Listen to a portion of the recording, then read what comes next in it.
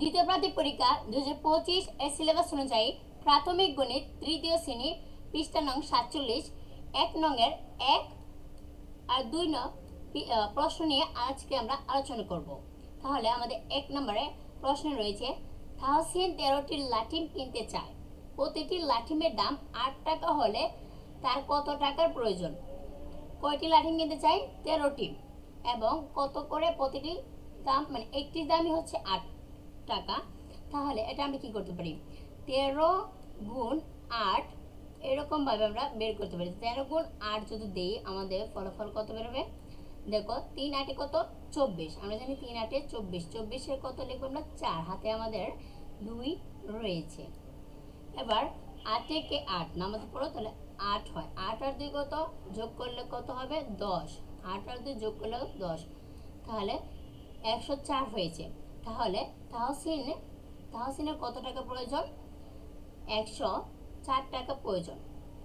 13টি লাঠিম কেনার জন্য তার কত টাকা প্রয়োজন? 104 টাকা প্রয়োজন। এই তো আমরা 1 নম্বরে কি করলাম? অঙ্কটি সমাধান করলাম। পরে আমাদের দেখো 2 নম্বর রয়েছে, দাগ টেনে মিল করি, একটি করে দেখানো হলো। কি করব? দাগ টেনে আমরা মিল করব। কিসের নামতা রয়েছে এখানে? আমরা দেখতে পাচ্ছি 14 এর নামতা। একটি করে দেখানো হলো। দেখো 14 গুণ 4 কত হবে? সেটা দেওয়া আছে 56 হবে। কিভাবে হবে দেখো, এই 4 আর এই 4 আমরা প্রথমে যোগ করব। তা 4 4 কত? 16 হয়। 16 আর 6 লিখছি। আমাদের হাতে রয়েছে 1। কত রয়েছে? 1 রয়েছে। তাহলে এবার 4 এর সাথে আমরা 1 যোগ করব। তাহলে 4 এর সাথে আমরা যদি 1 যোগ করি, 4 একে 4 আর হাতে 1 এ কত হয়েছে? 5। তাহলে এখানে 56 হয়েছে। এভাবে এটা করানো হয়েছে। আচ্ছা, এবার আমরা প্রথম দিকে করব। প্রথমে আমাদের রয়েছে 14 গুণ 1। তাহলে 14 এর সাথে 1 গুণ করলে কত হয়? 14 একে 14 হয়। তাহলে ডান পাশে দেখো 14 কোথায় রয়েছে? এই তো এখানে দেখো 14 রয়েছে। তাহলে আমরা কি করব? এই 14 একে সাথে আমরা 14 কি করব? মিল করব। এই তো এভাবে আমরা দাগ টেনে মিল করলাম। পরে আমাদের রয়েছে 14 গুণ 2। 14 গুণ 2 রয়েছে। তাহলে 14 এর সাথে আমরা 2 গুণ করলে কত হয়? দেখো 4 দুগুণে কত হয়? 8। তাহলে 8 এর 8 প্রথমে আমরা লিখলাম, 8 লিখলাম। পরে আমাদের রয়েছে 2 এর সাথে 1 গুণ করব, তো 2 একে 2। তাহলে এখানে কত হবে? 2। তাহলে 14 গুণ 2 কত হয়? আমাদের 28 হয়। কত? 28। তো 14 গুণ 2 28। এই তো কোথায় আমাদের 28? এই তো দেখো এখানে 28 রয়েছে। 28 সংখ্যাটি এখানে রয়েছে। তাহলে আমরা এখানে 28 এর সাথে কি করব? এটা দাগ টেনে মিল করব। কি করব? মিল করব। তো এই তো এভাবে আমরা মিল করে দিলাম। এই তো করলাম। পরে আছে আমাদের দেখো 14 গুণ 3 কত আছে? 14 গুণ 3। তাহলে 3 14 কত হয় সেটা আমরা বের করব। 3 4 কত? 12। 12 2 হাতে 1। তাহলে 3 একে 3 আর 1 কত?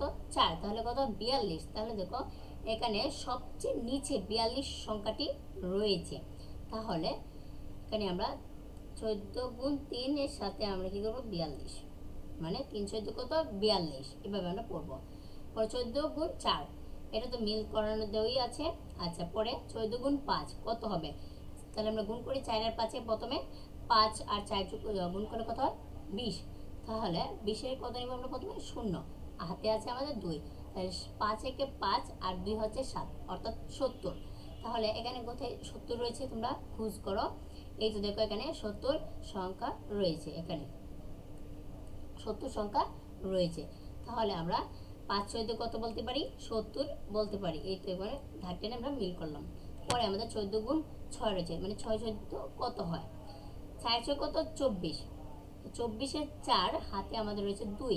তাহলে 6 একে 6 আর 2 হচ্ছে 8, তার মানে 84। 14 গুণ 6 হচ্ছে 84।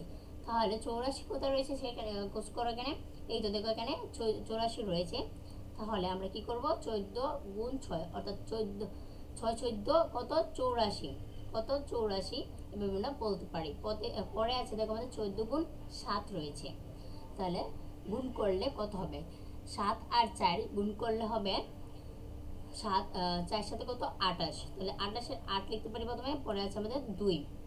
তাহলে 7 একে 7 আর 2 হচ্ছে 9, 98। কত হয়? 98। তাহলে ডান পাশে দেখো কোথায় 98 রয়েছে। এই তো দেখো এখানে 98 সংখ্যাটি আমরা দেখতে পাচ্ছি। তাহলে 7 14 কত 98, এভাবে আমরা দাগ টেনে মিল করলাম। পরে আমাদের 14 গুণ 8 রয়েছে, কত রয়েছে 8। তাহলে 14 গুণ 8, তো 4 8 কত 32, 32-এর 2 যদি আমরা লিখি তাহলে আমাদের হাতে আছে 3। তাহলে 8 থেকে 8, 8 আর 3 কত 11। তাহলে এখানে 112 হয়েছে, কত 112। তাহলে ডান পাশে দেখো কোথায় 112 সংখ্যাটি রয়েছে, দেখো এখানে 112 রয়েছে। তাহলে 8 14 কত 112, এভাবে আমরা কি করব দাগ টেনে এই তো এভাবে সুন্দরভাবে মিল করিয়ে দিবে। পরে আছে দেখো 14 গুণ 9, তাহলে 14 গুণ 9 কত হবে, তোমরা নিশ্চয়ই বুঝতে পারছো 14 গুণ 9 হবে 126, কত 126। তাহলে এখানে দেখো আমরা 126 রয়েছে, এই 126 আমরা এখানে কি করবো দাগ টেনে মিল করব। এই তো আমরা মিল করলাম। পরে আমাদের 14 গুণ 10 হয়েছে।